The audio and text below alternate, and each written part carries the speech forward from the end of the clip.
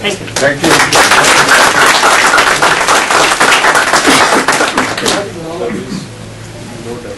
I think probably that might be the only moment in the seminar where initially I was not a moderator and the question. Since I'm the moderator, I'll keep my comments to myself. But I will request 2 or 3 just short questions so that Feroz could make some short comments, because later on we might have a discussion. Yes. Can you please tell your name so that we know who you are? My name is Feroz Karmally. I'm a professor of information technology, visiting from University of Iowa. I had a question. You mentioned science and all these wonderful proofs that the Quran has. One of the previous people asked, why doesn't the Quran tell us about chemistry and physics and computing technologies? Is that something? Could you tell us something about why those things are not in the Quran? Certainly. First of all, the Quran is a book that gives us a road map to salvation. It is not a book that tells you how to drive, although it does tell you do whatever you do, try your best and be careful. Certain things like chemistry are encoded in the Quran in terms of mathematics, like the periodic table and a lot of other things. They have a very strong correlation to the number 19, for example. But you have to understand, because it's a book for all times, if God talked about advanced chemistry back then, 1400 years ago, it would go right over people's heads. So it's built in, and it's encoded, and as human beings progress with their science, this information comes out. Thank you. One question. No, you don't mind if I add 1 minute to this answer? No. You can Very quick answer. Question. Just one question. Can you please share who you are? Hi, my name is Mike Jackson, and I live here in Toronto, and I've seen some of the forum discussions, and I'm glad to be here the first time.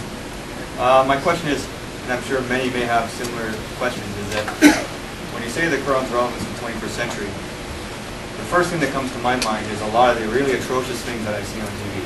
Killing people, cutting off hands, doing a lot of things that I would consider not very just, so to speak. So my question is, and the gentleman, and my apologies, I don't remember your name, but you said earlier, pardon me?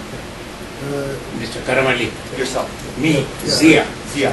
You had mentioned earlier, said all those scriptures talk about how you'll have basically perfect happiness in this life if you submit to the will of God. Now, the world doesn't look very happy. So my question is, obviously if people are supposed to submit to God, if they're not, they're going to have bad things happen. So my question to Mr. Karmally is, all these terrible things that are happening and are attributed to Islam, I can't see that being relevant in the 21st century. So please explain how you can say that type of these killing people, oppression of women is relevant in the 21st century. Okay. There's a big difference between Islam being practiced, how it's understood, and what the Quran says. Things like cutting off the hands, it's nowhere in the Quran. It might come as a surprise, but it's not in the Quran. The Quran talks about to cut the hand, not cut off. There's a huge difference. And cut means to mark, and we can go into the merits of that kind of system later. But I feel that one of the reasons this is all happening is that Islam, like other religions, has been, I don't want to use the word thoroughly, but quite corrupted. And this is really the false religion as it exists now being exposed. Because those things like cutting off the head and all that, and is definitely nowhere in the Quran to be found. So it's another source of people upholding other sources rather than upholding the Quran. So the Quran does not talk about anything that we're basically seeing today, these corruptions. But because we have proved it's from God, it's not going to have barbaric things, because God is not barbaric. He put us here because He's the most merciful. He gave us another chance. I think we have to sort of have short questions and short answers, because just after that we'll come back to a thorough discussion. You wanted to make briefings or comment? I went to North York. I'm sorry I'm late. I have to go to another meeting later. I think I'm Christian. I try and understand Muslims, and I go to North Centre. I've been lots here. The thing that I, as a Muslim, have learned, that there's so many wonderful things in the Quran, but the Quran gets labelled with cultural problems. And I don't think that it's expressed enough to people like me. And I've learned there's so many wonderful, really wonderful things in the Quran. And as you said, that there's things that are said that are labelled the Quran and then nothing to do with the Quran. And the other thing with reference to what this gentleman said, why is it there's only the fist fighting of the Muslim, whereas there's so many millions of other pictures of joyous things going on in the Muslim world? And I think we in the West have to really look at what we're doing and what we're portraying. And so there's bits that I have problems with and I'm desperately trying to understand things, but I think there's a lot more that we don't understand that is really, really, and I find the more I learn, the more I naturally grown up doing things that fall into the Islamic belief, which is very similar to some of my Christian beliefs and that. I just wanted to throw that out there. I think a very short three-word answer there. Always look at who benefits. To show all those pictures, people trying, somebody is benefiting, either the media or whatever, but look who benefits and you'll get the answers. Last question, something? Oh, I just went through my mind was referring back to history of Islam. With Muhammad in Yathrib, he's alleged to have cut off the heads of 700 Jews. They were not cut off? Do you believe everything you hear about history? Oh.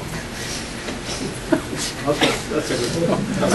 You're answering a question with a question. Let's just say that's a lie. That's a lie. Okay. Last question by Salim.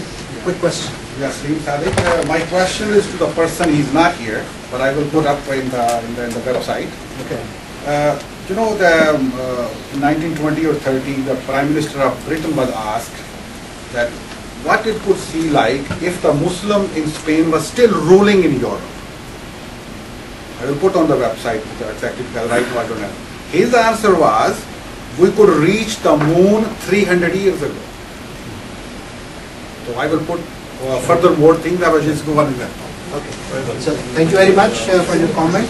As you could see, that our discussion, the dialogue is going to the next level of sort of challenge, and questions are raised as with our friend, whether that question of 700 Jews being killed at the time of Muhammad, whether it's a historical truth or not.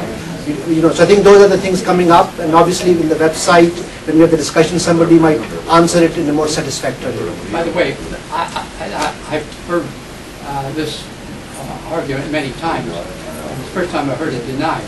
And they rationalized it because he was a military man at that time, and the people that he allegedly taken their head off, and taken the heads off personally, they just justified it. But this is an outright denial, which is really surprising to me. Okay. Thank you.